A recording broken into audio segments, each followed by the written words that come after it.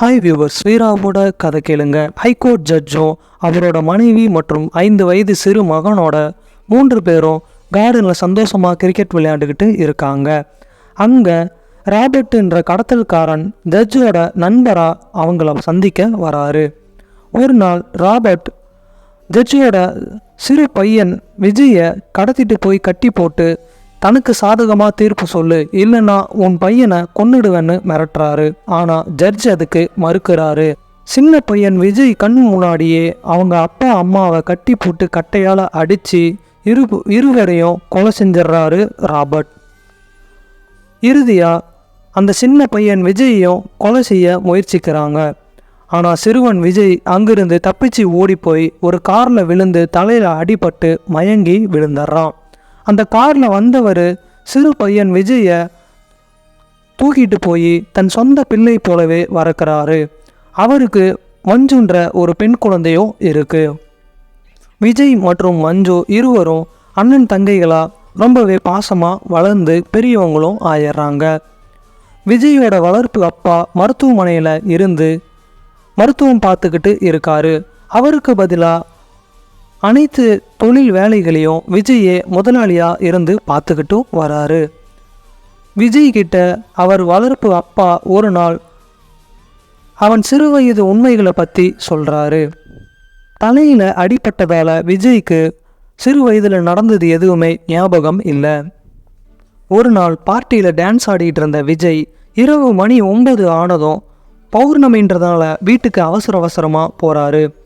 விஜய்க்காக காத்திருந்த தங்கை மஞ்சுவும் விஜய் வந்த உடனே ஒரு அறைக்குள்ளே கூட்டிகிட்டு போய் கை கால்கள் இரண்டையும் விலங்கால பூட்டி வச்சு அந்த கதவையே சாத்திட்டு வெளியே வந்துடுறா. விஜய் வெறி பிடிச்சது போல கத்த ஆரம்பிக்கிறான். ஒவ்வொரு பௌர்ணமிக்கும் இந்த மாதிரி வெறி பிடிச்சது போல கத்த செய்கிறான். அது ஏன்னு அவனுக்கே தெரியல. எல்லா பௌர்ணமிக்கும் அவனை இந்த மாதிரி கட்டி போட்டு வைக்கிறது தங்கை மஞ்சுவோட வழக்கமான வேலையாக இருந்துச்சு.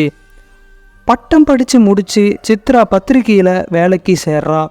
நஷ்டத்தில் ஓடுற பத்திரிகையை முன்னேற்ற தொழிலதிபரான விஜயை பேட்டி எடுக்க முயற்சிக்கிறா. வேலை காரணமாக விஜய் மறுக்கிறாரு. விஜய் வீட்டுக்கு போய் அவரை கம்பல் பண்ணி பேட்டி எடுக்க முயற்சி செய்கிறா சித்ரா. அங்கேயும் அவளை அலட்சியப்படுத்தி விஜய் துரத்தி அனுப்பிடுறாரு.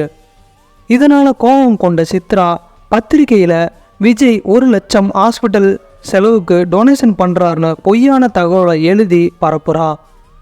இதை கேட்டு அதிர்ச்சியான விஜய் கௌரவத்துக்காக அந்த பணத்தை டொனேஷன் பண்ணுறாரு. கோபம் கொண்ட விஜய் சித்ரா வேலை செய்கிற பத்திரிகையை விலைக்கு வாங்கி அவளை வேலையை விட்டு துரத்திடுறாரு. பெரிய தொகையை டொனேஷன் பண்ணதால் பல பேர் விஜயை பாராட்டவும் செய்கிறாங்க. சிமியும் அவளோட அம்மாவும் விஜய்க்கு நன்றியும் தெரிவிக்கிறாங்க. இதனால் சித்ரா மீது விஜய்க்கு காதலும் ஏற்படுது.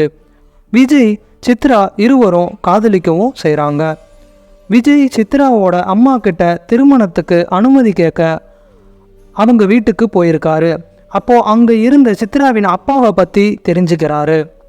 சித்ராவின் அப்பா ஒரு டாக்டரா கடத்தல்காரன் ராபர்ட் கிட்ட கைதியாக வேலை செஞ்சுக்கிட்டு இருக்காரு.